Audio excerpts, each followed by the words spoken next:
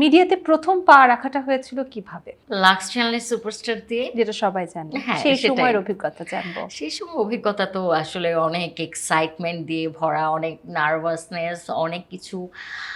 সেই সময় আসলে শুরুটা এরকম ছিল না যে শুরুতে আমি জানতাম আমি কি করতে যাচ্ছি বা আমি ভবিষ্যতে যে এই ক্যারিয়ারটাই চুজ করব বা এই পথে হাঁটবো। শুরুটা ছিল অনেকটা, শুরুর গল্পটা অনেকবারই বলেছি। কিন্তু তারপরে একটু ছোট করে বলি, না যেহেতু অনেক বলা বছর হয়ে গল্পগুলো, গেছে। না বলা গল্পগুলো আসলে শুনবো। না বলা গল্পগুলোর সাথে তো আসলে শুরুর অভিজ্ঞতা বা শুরুতে কেমন লাগতো সেটা কিভাবে বলবো। যাই হোক, যেভাবেই হোক শুরু করেছি। এখন এখানে যদি ছোট করে বলি, না বলা গল্পটা হচ্ছে কখনো হয়তো এটা বলা হয়নি। এটা একটা কম্পিটিশন ছিল।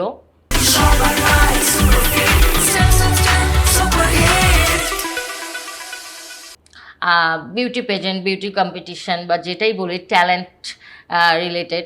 সেখানে কিন্তু আহ, অনেকেই আমাকে পার্সোনালি যারা চিনে তারা বলে আমি তো কম্পিটিশন পছন্দ করি না, তাহলে আমি কম্পিটিশনে কী করছিলাম।